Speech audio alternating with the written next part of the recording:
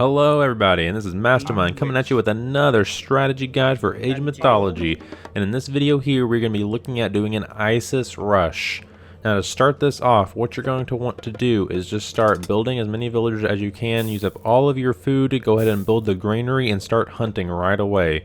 You are going to want to go ahead and research the hunting dogs as well, because you're going to need to be able to advance as quickly as possible. The ISIS rush is a little bit of a slower rush, so you are threatened by people who can rush faster, especially Loki, and even Greek rushes can be sort of challenging depending on how they decide to play the game. It is important to note that you are trying to still win the game at the 15 to 17.5 minute mark, which does push it a little bit later than what other people might try to push a rush for, around the 12 minute 50 mark or even the 15 minute mark. So it does have a little bit of a slower kind of turnaround, because we do have to get to the heroic age to get to siege weapons.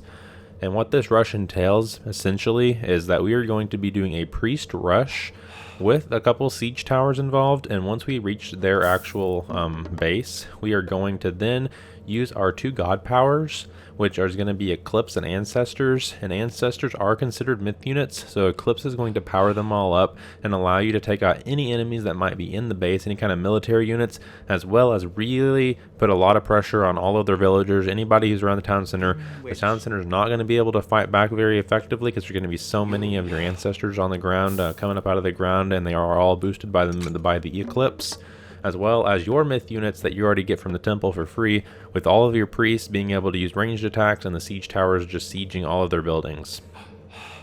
It is very effective and can be very shocking for a lot of people to see Egyptians rush, because a lot of people expect Egyptians to boom, and that is not always the case, and you're going to see that here. Once you have a good number of people on food, so you're going to want at least 8 people on food at this point, and then you can start going for mines. You are going to need a couple people to go to mines, just so that way you can actually get your temple, so you can get the classical age. And right here, what I'm going to go ahead and do is I'm just going to go ahead and split off some of my villagers and go ahead and get them to the next hunting spot, so they can go ahead and get that granary built.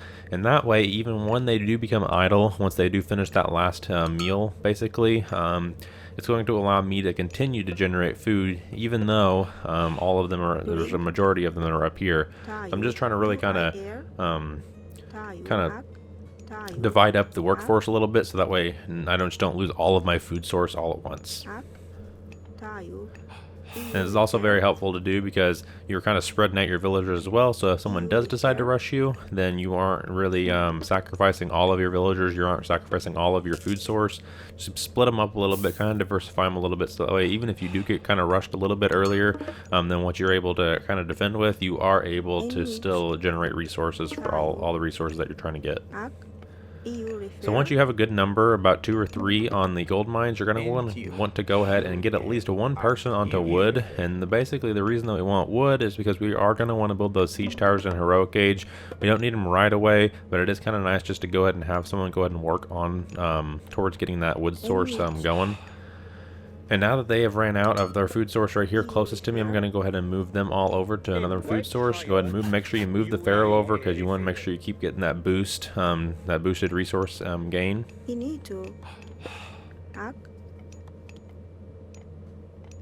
And then once you do have enough gold for a temple, you are going to want to go ahead and build a temple. And then after that, after you get the temple started, you are going to also want to make sure that you go ahead and get one of the statues going for favor. And the main reason that we want favor is because we're going to need 25 favor once we do hit heroic age, to be able to make sure we can research the priest option for their improvement that will decrease their cost from 100 gold to 70 gold. And that's the reason that we're doing a priest rush.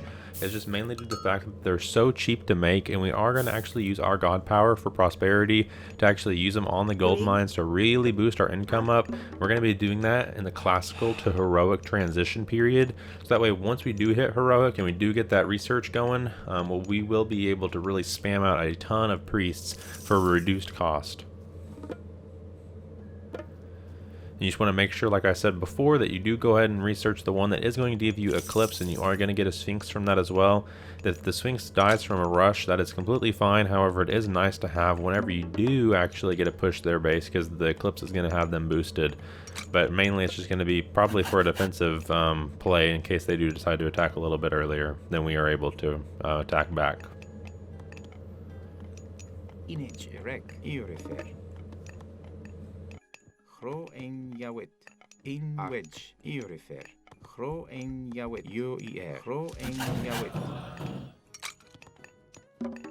In which ak tayo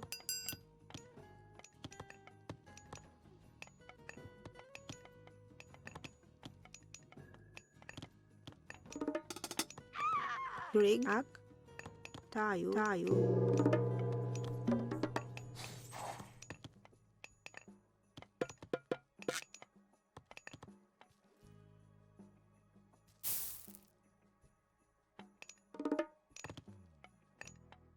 rig in which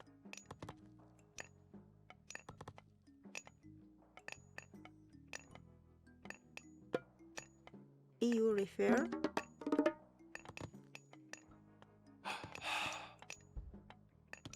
Gereg.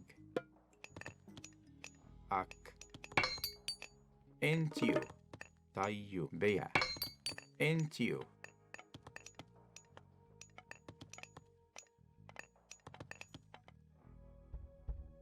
Antio. inito No.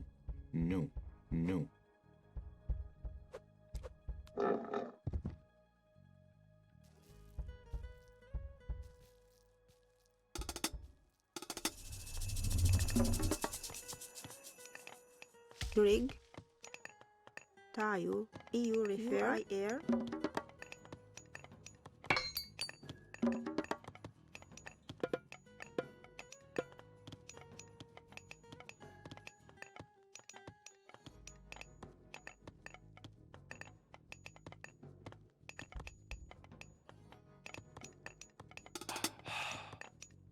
inito you air no rig no And you're just going to want to go ahead and continue getting your economy up and running, just trying to make sure that you're able to maximize your production values. You're going to want to make sure that you have enough food and gold to advance, and make sure that you do have a surplus of gold, because we are going to want to make sure we can spam out a lot of priests after this. And once your army is after your armory is complete, it is kind of recommended that you do build a second temple. And the reason you want a second temple is just so that way you can go ahead and research that pharaoh or the priest upgrade. And then after that, you can go ahead and spam a couple priests out on your other temple, just in case you do get attacked a little bit earlier.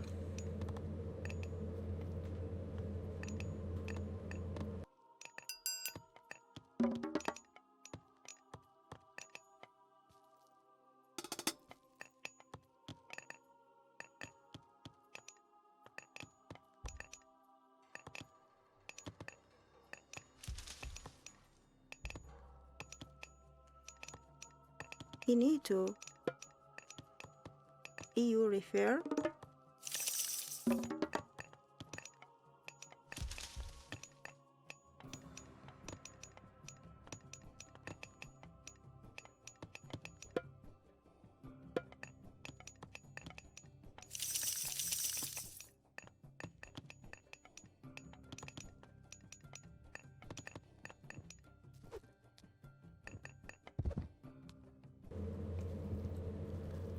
And now that we are worshiping and getting ready to advance to the heroic age, I'm actually going to take all of my food workers, for the most part, off of food. I am going to keep 4 of them on the food, and that's just going to be that 4 that I left over there earlier.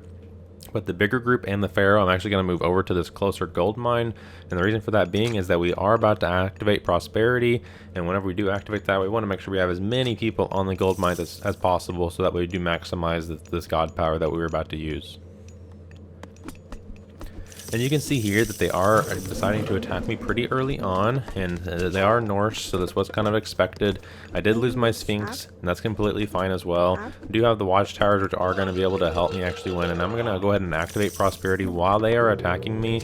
And basically what I'm going to be using this prosperity for is just be able to spam out mercenaries, and this is another good reason for this god power. So if you do get rushed early, the Egyptians have access to these mercenaries, and they are pretty expensive. However, when the prosperity is activated and you have all of these people actually working on gold at this given time, you actually don't really see that much of a deficit that you would otherwise. So I think that this is just another good example in how to be kind of versatile with the Egyptians and being able to maximize their god powers, and also being able to maximize how much gold you're able to get with this god power. And as you can see, it's a pretty weak little push, and I think that was going to be one of their bigger pushes that they're going to have for a little bit, since I did take them out so easily. I'm not really sure if they're going to try to rebound from that, and we're going to go ahead and get ready to go ahead and push them, because we are now in the heroic age. We do not want to waste too much time when we are in the heroic age, because if we waste too much time, we're actually probably going to get out. We're just going to start losing out towards the end of the game. So we want to make sure that we're able to still push pretty effectively pretty early on. And this is just one of those that you got to just be ready to go pretty quickly after you get into heroic age.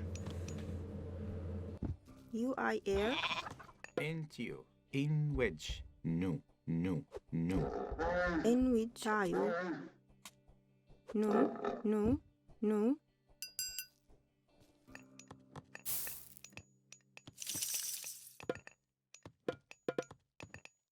Gereg.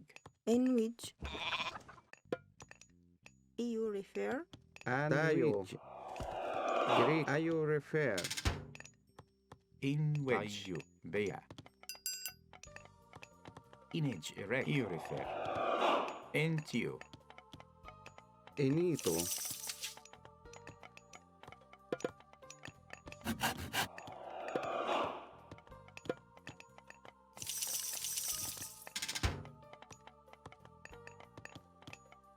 Gereg. Rig.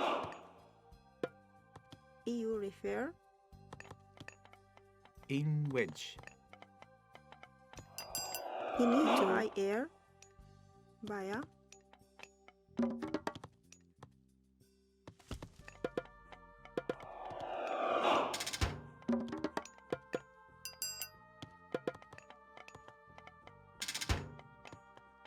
In which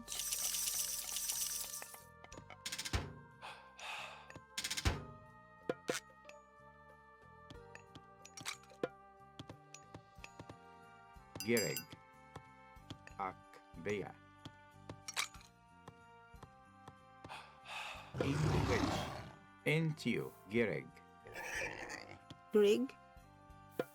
UI air. Tayo. Tayo. Inage erect. Inito. UI air.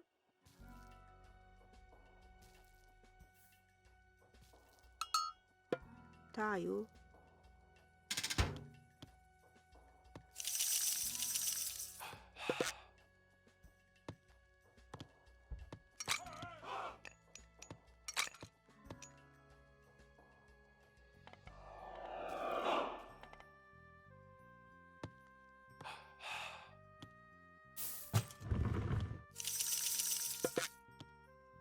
Greek you refer. And then once you actually do have your siege works actually built, and you have 2 siege towers built, at least 2, if you can kind of muster out and get another 3rd or 4th, you can also do that. However, I just want to go ahead and push really early on here just to put some early game pressure on them, as well as just don't stop building them though. You do want to have a couple of them kind of queued up, as well as keep queuing the priest up as well. You want to make sure that you're always getting them out, so that way you can kind of send a 2nd or even 3rd wave in behind them, so that way you can just keep supporting them. You just want to keep that constant pressure up from here on out. In wedge. Gereg. UER. Ak. You refer. Bea. Girej. Erifer. Ak.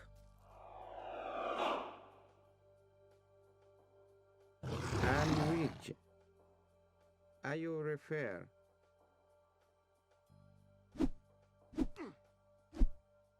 UIR. Tayo. And UIR. UIR. Tayo. And which you refer.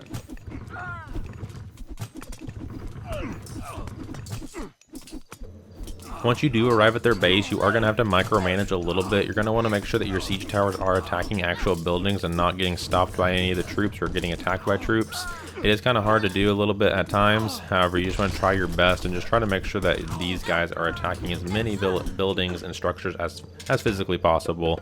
The priests are extremely good because unlike archers and things, they do not miss their attacks. So whenever you do spam a lot of these guys, having that 100% accuracy on any kind of troop is just going to absolutely destroy it with the sheer amount of priests that you're able to produce.